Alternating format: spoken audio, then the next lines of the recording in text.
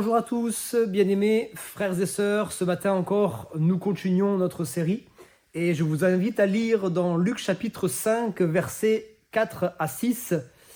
Il est dit, quand il eut fini de parler, il est question de Jésus, il dit à Simon, « Avance là où l'eau est profonde et jetez vos filets pour pêcher. » Simon lui répondit, « Maître, nous avons travaillé toute la nuit sans rien prendre, mais sur ta parole je jetterai les filets. » Ils les jetèrent et prirent une grande quantité de poissons et leurs filets se déchiraient.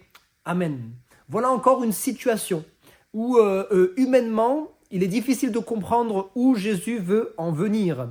Voilà le contexte, tout simplement. Pierre est un pêcheur, il connaît l'art de la pêche, il sait à quelle heure il faut pêcher, il sait les coins où il y a du poisson.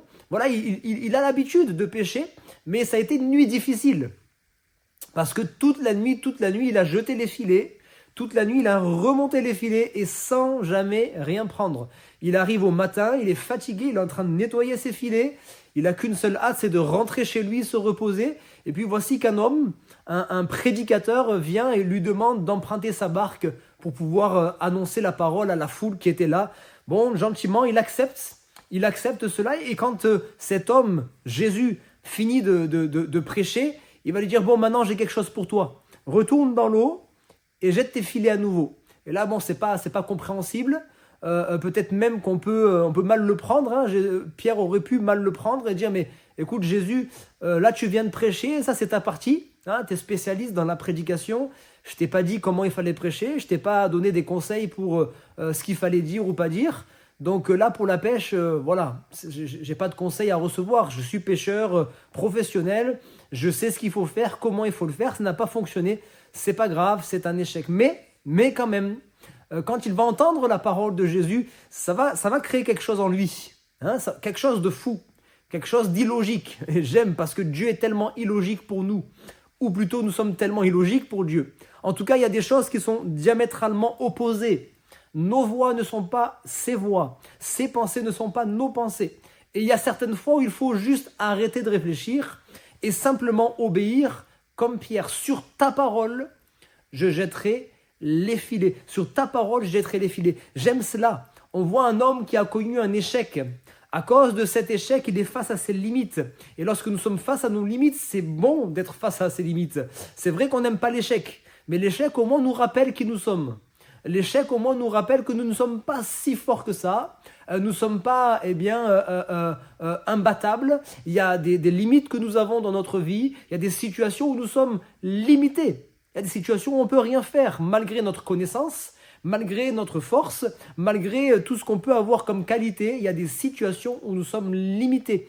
Et l'échec nous permet de revenir à la réalité et de se rappeler qui nous sommes. L'échec nous amène à l'humilité, en tout cas devrait nous emmener à l'humilité. Et lorsque nous sommes dans l'humilité, alors nous pouvons placer notre confiance en Dieu.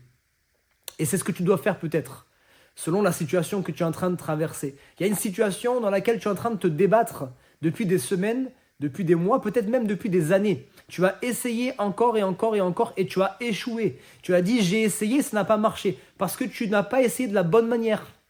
Tout simplement. Il faut maintenant que tu te soumettes à Dieu. Il faut maintenant que tu écoutes la voix de Dieu. Il faut maintenant que tu acceptes que Jésus prenne le contrôle et te donne des directives qui seront peut-être illogiques pour toi, mais qui seront salutaires pour toi. C'est bon d'être dans l'échec. Parce que lorsque nous sommes dans l'échec, lorsque nous sommes à bout de solutions humaines, c'est là que Dieu peut intervenir. Peut-être que ça fait déjà un moment que Dieu veut intervenir dans ta situation. Et toi, tu ne comprends pas pourquoi tu es tant en difficulté. Peut-être que ça fait déjà un moment que Dieu veut agir, que Dieu veut te donner la solution. Mais tu es tellement occupé à trouver la solution toi-même, tu as tellement cherché à trouver des solutions humaines que Dieu n'a pas pu intervenir jusqu'à présent. Alors si, en écoutant cette vidéo, tu es désespéré, tu es en train de traverser une situation où tu as vraiment épuisé toutes les possibilités que tu avais, c'est une bonne nouvelle pour toi.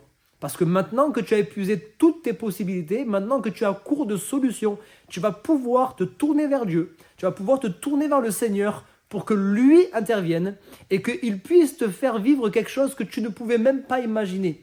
Jésus n'a pas permis que Pierre ait quelques poissons, mais Jésus a permis que Pierre ait une pêche abondante.